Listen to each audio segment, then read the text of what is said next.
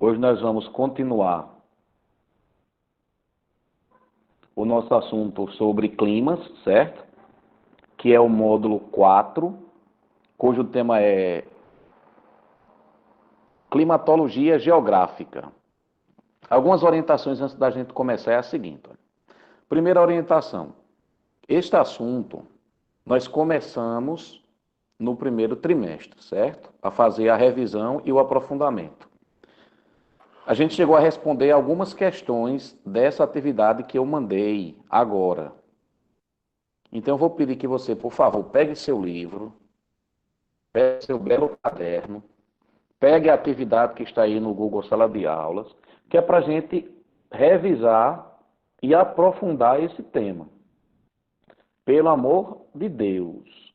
Eu repito o que eu tenho dito na aula anterior. Este assunto de climas, ele é o mais complexo da geografia. Por que ele é o assunto mais complexo da geografia? Porque ele precisa de muitos conceitos ao mesmo tempo, como a gente viu. Você estudou esse assunto com Doraci, você viu a quantidade de coisas que tem. Para você poder entender o clima de um lugar, existem vários aspectos trabalhando nele. Vamos dar um exemplo. Nós vamos entender o clima da cidade de Campina Grande. Então ali tem vários aspectos. Eu preciso entender que Campina Grande é uma cidade localizada no Nordeste, na Paraíba, em cima de uma serra, em cima de um planalto chamado Planalto da Borborema, que tem, portanto, uma certa altitude. Tem aí, portanto, como a Arícia colocou, a influência do relevo. Nós também não estamos muito longe da linha do Equador. Eu repito, este é o assunto mais complexo de geografia, devido à quantidade de conceitos que nós temos juntos, certo? Então, eu espero que vocês já tenham pego a atividade que eu mandei no Google Sala de Aulas, que é para a gente poder retomar a essas questões que são importantes. Eu vou espelhar aqui a atividade para ficar melhor da gente acompanhar. Eu vou dar o gabarito de algumas questões, porque nós já fizemos um. Vou perguntar se tem algumas dúvidas. Quem tiver dúvida, a gente tira essa dúvida agora, tá certo? Deixe só eu colocar a atividadezinha linda e maravilhosa agora. Pronto. Olha só, pessoal. A primeira questão, nós já tínhamos discutido ela muito bem. É uma questão que está falando sobre os fatores climáticos, certo? A primeira questão, portanto, fala sobre os fatores climáticos. A questão vai falar aí sobre dos polos em direção à linha do Equador. A temperatura aumenta. A questão vai falar também sobre a chamada maritimidade, certo? E a questão também vai falar sobre a latitude de diferentes cidades. Então, marca aí a primeira questão que a gente já tinha respondido, letra A de amor, tá certo? Primeira questão, letra A. Alguém tem alguma dúvida nessa questãozinha?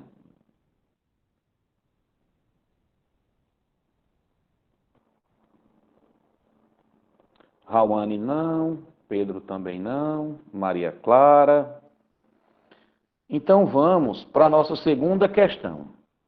Olha só, a segunda questão é uma questão de nível mais complexo, certo? A segunda questão é uma questão de nível um pouco mais complexo, certo? Vamos retomar ela. Isso, Arícia. A primeira é letra A. Estamos na segunda. Na segunda questão, alguém tem alguma dúvida? Podemos prosseguir. Essa questão está trabalhando com a altitude e também com a latitude. Como é que a altitude influencia no clima e na vegetação? E como é que a altitude também influencia no clima e na vegetação? Alguém tem alguma dúvida nela? Se não tiver, a gente procede, tá certo? Tá tudo ok aí na questão de número 2?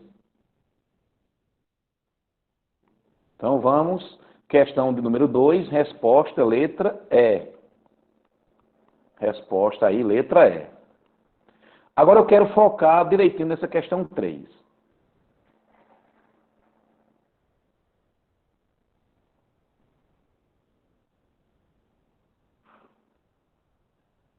Quero focar aí na questão de número 3.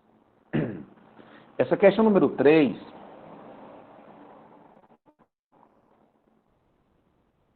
beleza, Lucas. Cauã. Ele é do primeiro A também, Lucas? Beleza. Olha só, pessoal. Então, a questão 3, ela fala sobre as chuvas. Certo? Alguém pode ler para nós?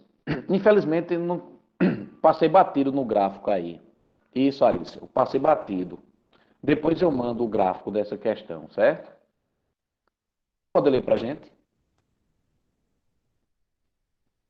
Vocês vão se lembrar do que qual é esse tema. Então vamos lá. A chuva é determinada em grande parte pela topografia e pelo padrão dos grandes movimentos atmosféricos ou meteorológicos. O gráfico mostra a precipitação anual média, linhas verticais em relação à altitude, curvas, em uma região em estudo. De uma análise ambiental dessa região, conclui-se que O gráfico estava mostrando, e na outra atividade eu tinha colocado, o gráfico estava mostrando que nas áreas que estão a barlavento, a umidade é maior, a temperatura é mais agradável e a formação, a biodiversidade também é maior nas áreas que vão aí entre 25 a 100 quilômetros. Preste atenção na viagem aí. Olha só. Imagine João Pessoa. Tá lá, João Pessoa. Nas áreas que tem entre 25 e 100 quilômetros, nessa área aí distante do mar, entre 25 e 100 quilômetros do mar, é uma área a melhor condição de formação. E aí a resposta da questãozinha que a gente está dando aqui é a letra C, beleza? Mas eu quero que vocês me digam, portanto, o que é que está errado na letra A. Arícia vai ler para nós, por favor, Arícia, a letra A. ventos oceânicos carregados de umidade depositam a maior parte dessa umidade sob a forma de chuva nas encostas da serra voltadas para o oceano. Áreas de sotavento.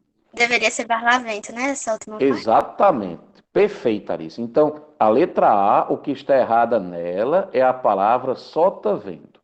Vamos lembrar disso. Barlavento é uma área que o vento e a umidade chegam com facilidade. A área oposta que ele está colocando aqui, ó, a área conhecida como sotavento, seria, por exemplo, o sertão da Paraíba, que está do outro lado do Planalto da Borborema. Nem sempre a umidade consegue chegar lá com facilidade. Isso mesmo, Marisa. Barlavento a favor do vento. Sotavento ao contrário. Beleza? Arícia, tu pode ler para a gente, por favor, a letra B? Certo. Vamos lá. Bem, como resultado da maior precipitação nas encostas da serra, surge uma região de possível desertificação do Segura. outro lado dessa serra. Pronto, Chuvas segura aí. frontais de relento. Pronto. Perfeito. E aí? Tem coisa errada? Olha só o que ele está dizendo.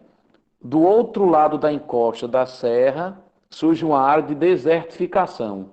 Por exemplo, no sertão que está a sotavento do Planalto da Borborema, há uma tendência realmente à desertificação.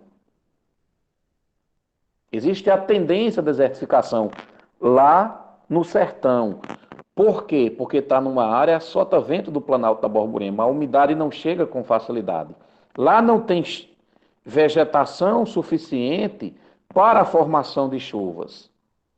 Eu quero deixar claro, inclusive eu vou até anotar aqui para você. Deixa eu só abrir aqui o chat para a gente anotar isso. Isso, Arissa, a parte da chuva é que está errada. Olha só que massa agora. O sertão possui o clima semiárido por vários motivos. Pronto. Está aqui feito o questionamento que eu quero que você entenda. Sertãozão, bonitão, massa lá, a sotavento. Por que tem um clima semiárido? Primeiro fator.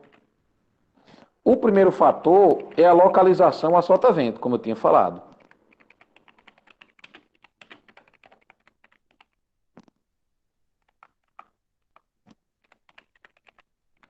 Localização a sotavento do Planalto, tá?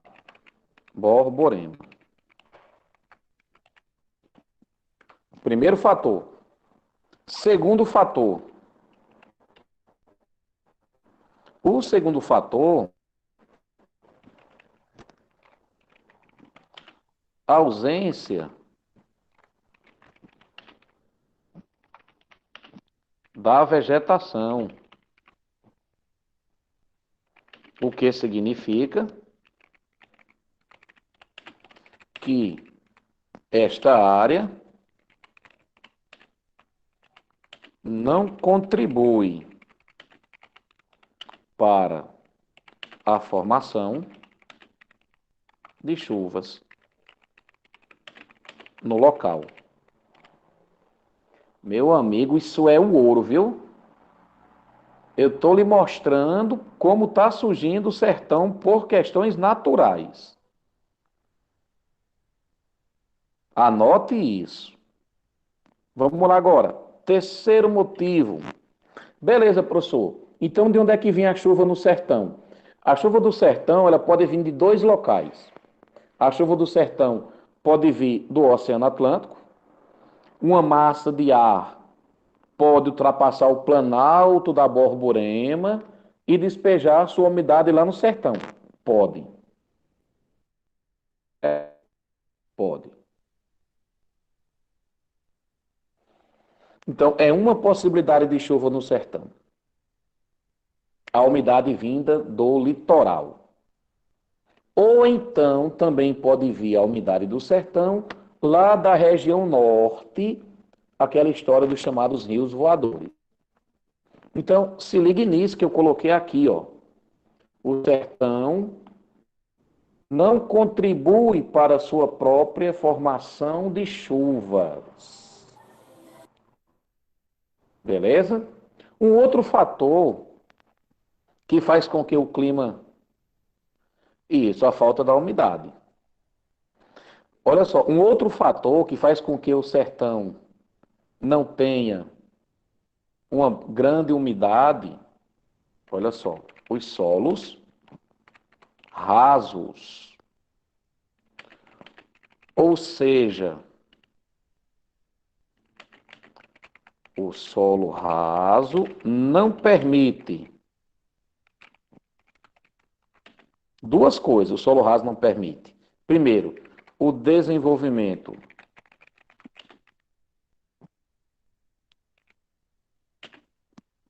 de vegetação de grande porte e também um solo raso não permite a infiltração da água no solo. Eu não sei se vocês estão lembrados, o que é um solo raso, o que é um solo profundo. Solo raso quer dizer que a rocha que dá origem ao solo, porque o que é o solo? O solo é, na verdade, o resultado do desgaste da rocha, certo? Então a rocha ela vai passando pelo intemperismo físico, químico, biológico e forma o solo, como a gente já viu inclusive. Então o solo raso quer dizer que há só uma camada fina de solo, o restante é pedra, o restante é rocha. Então não pode desenvolver uma vegetação de grande porte. Se não tem vegetação, não tem um fenômeno chamado de, eita, ó, esqueci, rapaz. Sem vegetação, não vai ter um item que forma as chuvas. Qual é esse item? Isso, Arissa, é evapotranspiração. Então tá aí as causas naturais para o surgimento do sertão. Muito bem. Tá errado aqui o nome, ó, chuvas frontais. Chuvas frontais são quando duas massas de ar de diferentes temperaturas e umidades se chocam. Chuva frontal não é a mesma coisa de chuva de relevo. Exatamente. A chuva de relevo ou orográfica está certo. Mas o nome frontal, não. Vamos anotar esse nome.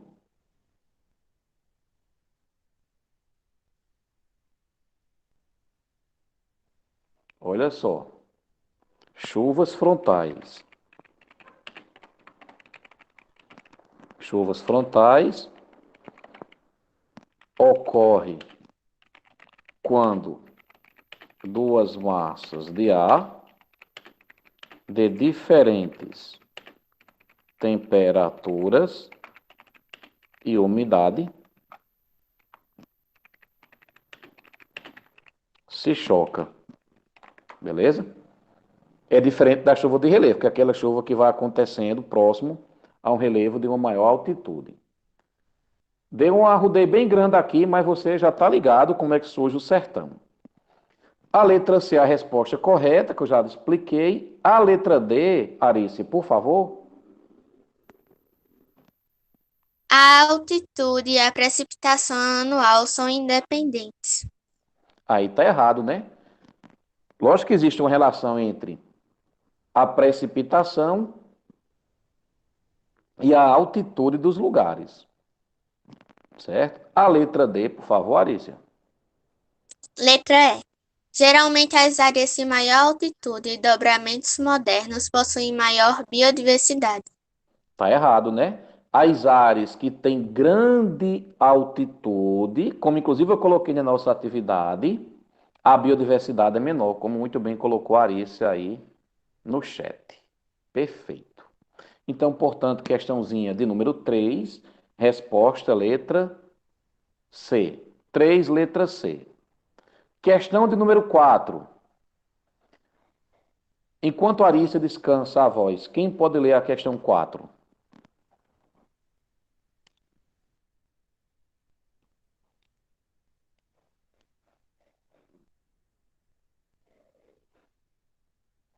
Por favor, alguém?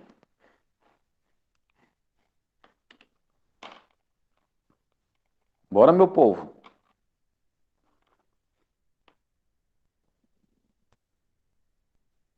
Alguém para ler a questão 4?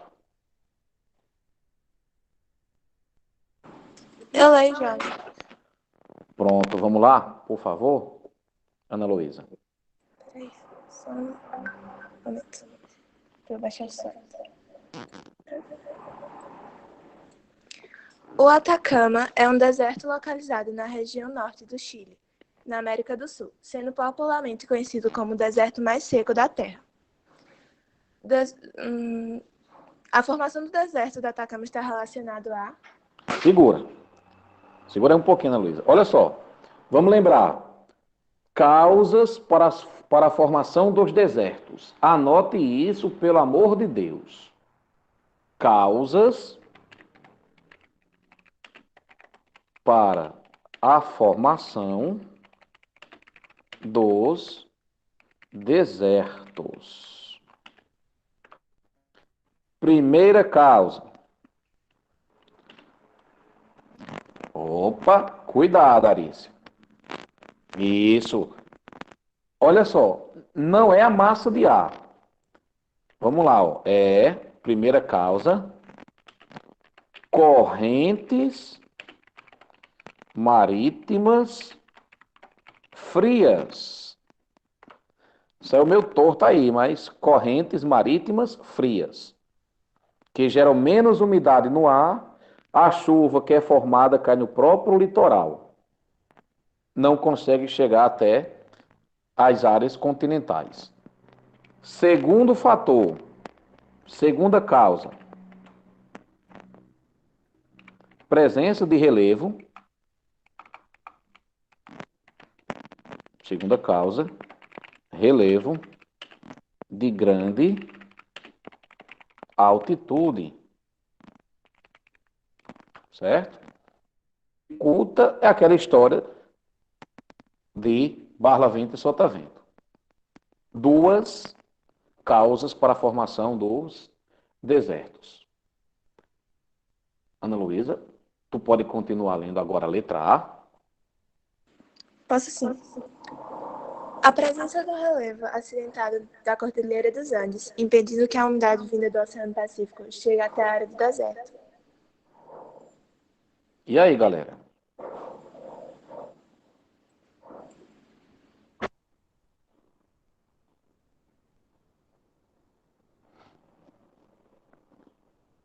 Não é só por conta da Cordilheira dos Andes, se ligue nisso. Viu? Se ligue nisso aí. É devido que a corrente marítima de Humboldt. Então, letra A, tira ela. O que está errado aqui é que ele está colocando a culpa do surgimento do deserto do Atacama na Cordilheira dos Andes. E não é só a Cordilheira dos Andes, tem a questão da corrente de Humboldt. Letra B, por favor.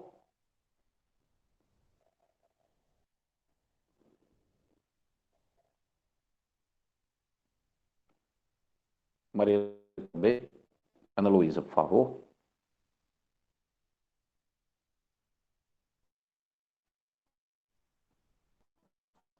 Tá.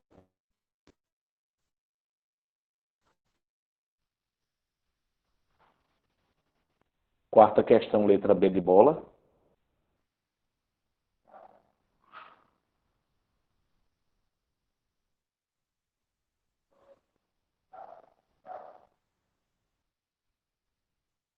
Alguém pode?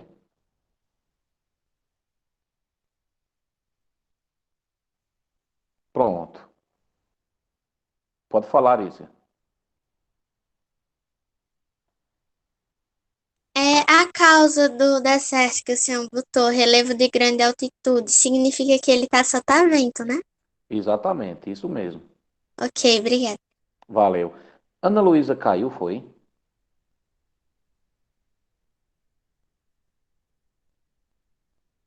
Alguém pode ler, então, enquanto ela não volta?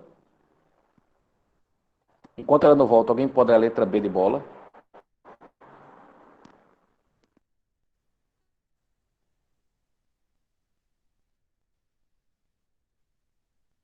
Vamos, galera.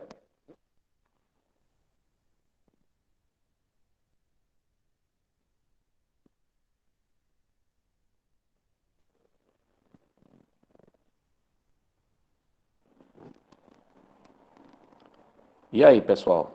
Uma pessoa para ler a letra B de bola? Nossa, que solidão. Pode ler, Felipe. Obrigado, meu filho.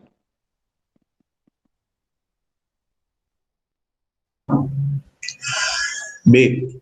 Localização em zona de latitude média, receptora dos ventos contralisos, que chegam secos nas zonas de baixa latitude. Permanência do Laninha, fenômeno atmosférico frio que resulta na ausência de pluviosidade no litoral peruano. Porque a formação do deserto do Atacama não tem nada a ver com o fenômeno da laninha, certo? Então, letra B, fora.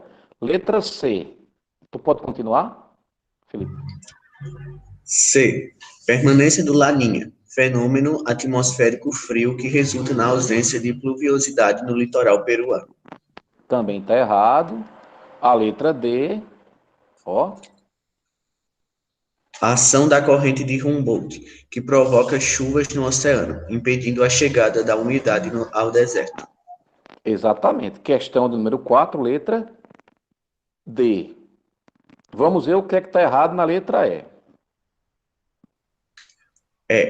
A ação da corrente de Humboldt, que, por ser quente, impede a chegada da umidade ao deserto. Está errado porque ela é uma corrente marítima fria. Lembrar para você, a corrente de Humboldt leva o nome do pai da física, né? Alexander von Humboldt. Ele é considerado o pai da geografia.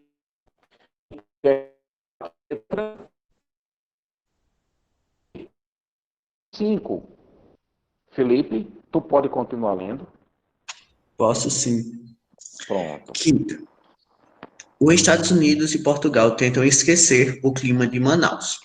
Como acontece antes de todo jogo da Copa do Mundo em Manaus, o calor e a umidade da capital do Amazonas são assunto obrigatório. Desta vez, no entanto, os protagonistas da partida a ser disputada na Arena Amazônia estão tentando fugir desse tema. Portugueses e norte-americanos que se enfrentarão neste domingo chegaram à cidade dizendo que o clima não vai interferir no andamento do jogo. As condições climáticas acima, citadas na capital do Amazonas, explicam-se. Ele está perguntando o que é que explica as altas temperaturas da cidade de Manaus e também a grande umidade, que foi uma polêmica que surgiu aí na Copa do Mundo. Como é que se vai jogar ao meio-dia? Teve jogo ao meio-dia em Manaus, uma área que está em baixa latitude, bem pertinho da linha do Equador. Lembrar que você viu na linha do Equador a radiação solar bate de maneira mais incisiva, de maneira perpendicular, do que deixa as temperaturas mais elevadas, certo? Letra A, por favor. A. Pela localização em extremas latitudes e a acentuada altitude. Olha só. Manaus está em extrema latitude, bem distante do Equador. Então, esse nome aqui, esse nome extrema latitude está errado. Acentuada altitude. Manaus está muito acima do nível do mar? Não. Então a letra A está errada. Letra B de bola. B. Felipe. Pela variação irregular da altimetria topográfica e a elevação amplitude térmica. E aqui está errada, né? Ó, porque não tem a ver com a altimetria. Altimetria é a altura, certo? Do relevo. E lá em Manaus você não tem uma grande amplitude térmica. Lembra a amplitude térmica, a variação da temperatura. Como está muito perto da linha do Equador, os dias são quentes. Não tem uma variação de temperatura considerável, não. Letra C, Felipe. C. Pelo acentuado processo de poluição local e a concentração de calor. Aí, a temperatura ser elevada em Manaus não tem nada a ver com a questão da poluição. A letra D de Deus.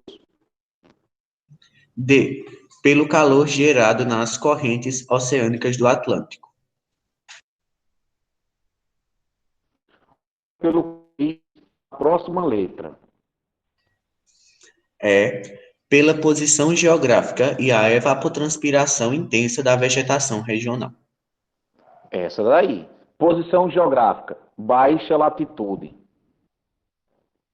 Provoca as altas temperaturas. A presença da floresta amazônica realiza muita evapotranspiração. Então aí tem duas causas naturais para que o texto está trabalhando. Então, questão de número 5, letra, é de escola. A questão de número 6, questão de número 5, letra, é. Vamos para a questão de número 6. Enquanto Felipe descansa a voz, alguém pode ler?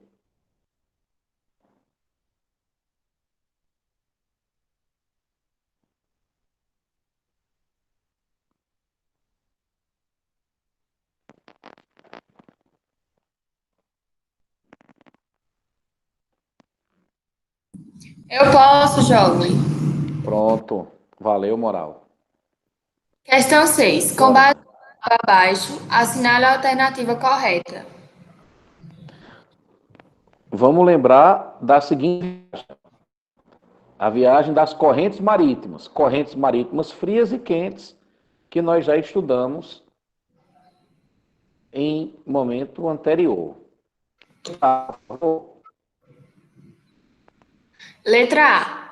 Os oceanos são os principais responsáveis pela formação das chuvas. Daí, todas as áreas costeiras apresentam alta pluviosidade, com a presença dos desertos no interior devido ao fator da continentalidade.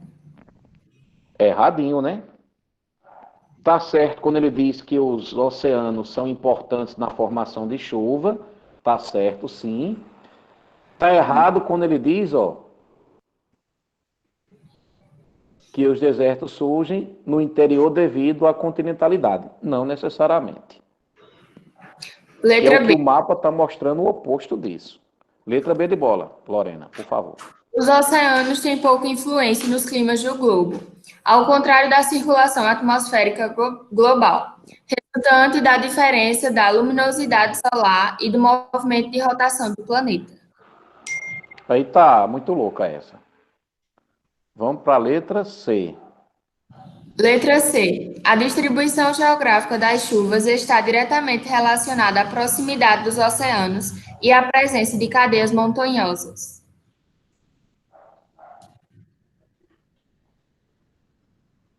E aí, galera?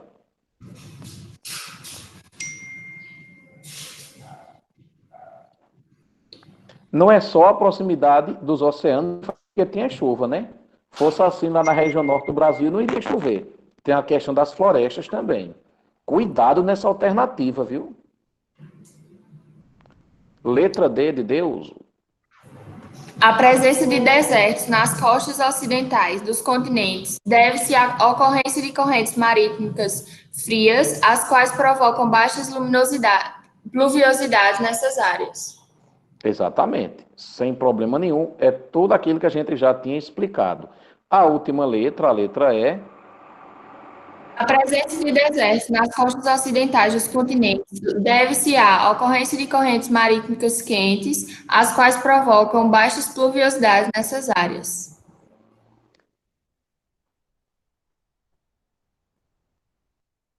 E aí tá erradinha, né, bichinha, né? O que é que tá errado nela? Correntes marítimas quentes, são frias, certo? Então, questão 6, letra D de Deus.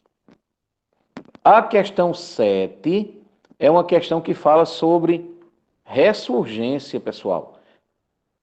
Vocês estão lembrados do que significa ressurgência?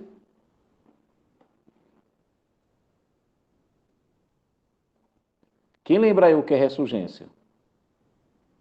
Arícia tá, né? Exatamente, Paulo. Olha só, a ressurgência é o fenômeno pelo qual os plânctons que estão em águas profundas conseguem emergir para as águas mais superficiais. E isso facilita a atividade pesqueira, que é o que pergunta a questão. Explique por que nas áreas de ressurgência são as mais viscosas. Aí você vai colocar, isto acontece. Vamos, galerinha, vamos responder, ó. Isto acontece, pois nessas áreas, os plânctons que estão em águas profundas emergem para as águas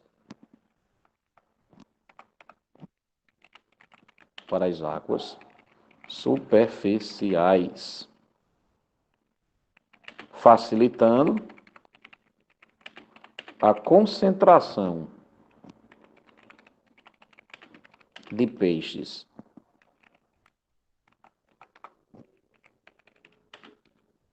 e a atividade pesqueira. Pronto. Está respondida aí a questãozinha de número 7. Certo? Ó, Arthur. A questão de número 7, Arthur, é essa aqui, ó. Lá vai de novo para tu, viu?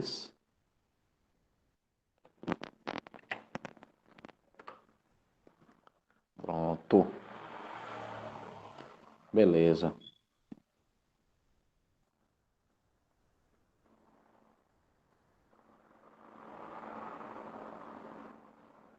Vamos para a próxima questão.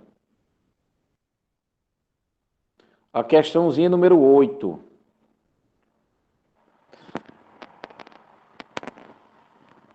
Enquanto Lorena descansa, alguém pode ler a 8?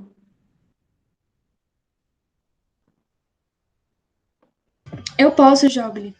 Beleza, vamos lá? Certo. Compreende-se hoje que os desertos são domínios morfoclimáticos fundamentais para o equilíbrio ecológico do planeta. Letra A. Explique a tendência às altas amplitudes térmicas diárias nesses ambientes. Segura na letra A. Por que será que tem grande amplitude térmica no deserto? Aí você coloca aí, pela ausência da água e a presença de material rochoso. Então você coloca justamente o seguinte, ó. A ausência da água,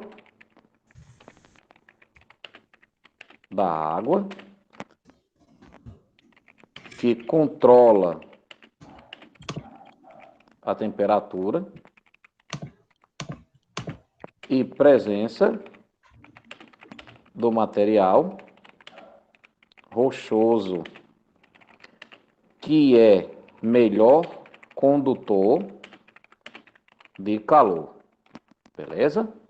Tá aí a resposta da letra A dessa questãozinha que a gente está vendo agora, que é a questão 8. Letra A, beleza? A letra B de bola, Maria Gabriela, por favor.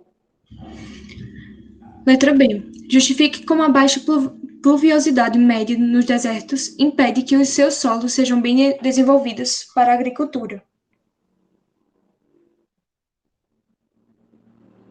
E aí? Quem dá uma dica de resposta? Por que será que os solos dos desertos, eles não são tão bons para a agricultura?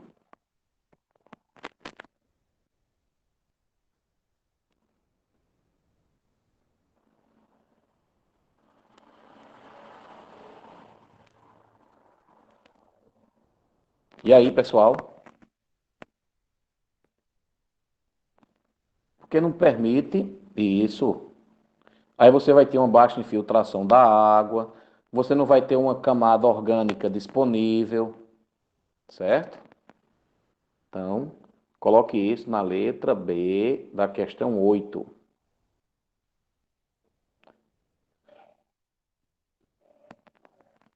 A questão 9. A questão 9. Repito, você coloca aí. Deixa eu colocar aqui no chat, certo? Que é mais rápido.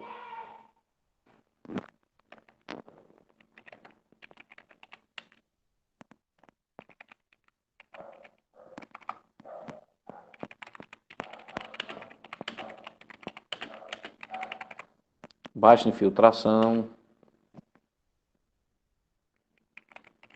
Pouca disponibilidade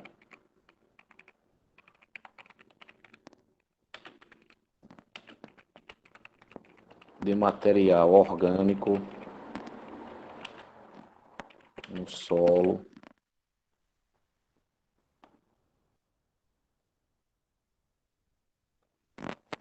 Então tá aí respondido a questão de número 8. Galera, essa questão de número 9, ela está perguntando por que essa massa aqui, ó, é úmida, porque a massa equatorial continental é úmida, pelos motivos que eu já lhe disse anteriormente. Você vai colocar pela presença do rio Amazonas e pela presença da floresta. Exatamente, Arice. Então, ó, você vai colocar na questão 9, letra A, presença da floresta amazônica, presença da floresta amazônica, evapotranspiração,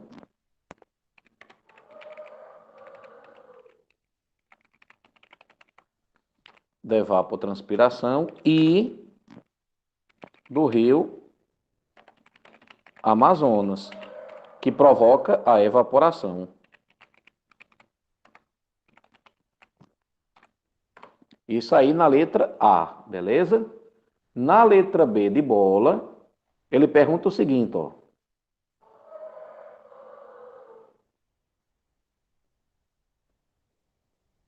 Na verdade, aqui ele está perguntando por que ela é quente na letra B.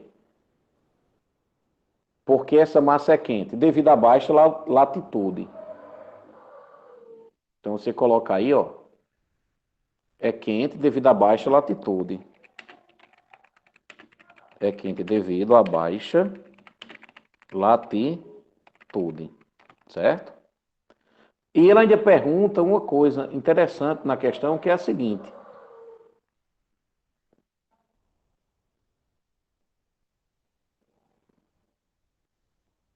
Deixa eu voltar aqui que tá.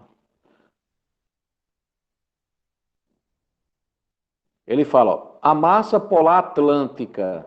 Ó, se é uma massa polar, pessoal, ela só pode ser fria, né? Massa polar, ela é uma massa fria e de pouca umidade. Isso, Arissa, fria e com pouca umidade. Isso. A nossa questão 10 é a mais fácil de todas. A questão 10, ela está perguntando, como é que a maritimidade influencia o clima? Que é o primeiro assunto quando a gente começou a ver esse tema. A maritimidade gera umidade no ar e baixa amplitude térmica. Coloque isso. Faltando 2 minutos para a gente encerrar aqui, certo? Foi o prazo que eu coloquei a atividade. Então, a maritimidade provoca boa umidade do ar e baixa amplitude térmica. Na continentalidade é o oposto. Na continentalidade, você tem... Vamos lá, então. Letra A. Boa umidade do ar. Na letra A, viu? Estou falando da letra A de novo que Beatriz pediu. Letra A. Boa umidade do ar e baixa amplitude térmica. Letra B. Continentalidade, o contrário. Letra B. Baixa umidade do ar e maior amplitude térmica. Já falamos o motivo disso na primeira aula de revisão e aprofundamento sobre os climas, certo? A letra C, ele pergunta, e o relevo? Como é que o relevo modifica o clima? Você coloca, ó, letra C. Relevo facilita ou dificulta a passagem dos ventos e das massas úmidas. Inclusive, lembre-se, o que pode também gerar a formação dos desertos. Então, você pode mandar aí sua respostazinha, beleza? Um abraço para vocês e até a próxima. Um abraço, Jogli. Valeu, Lu.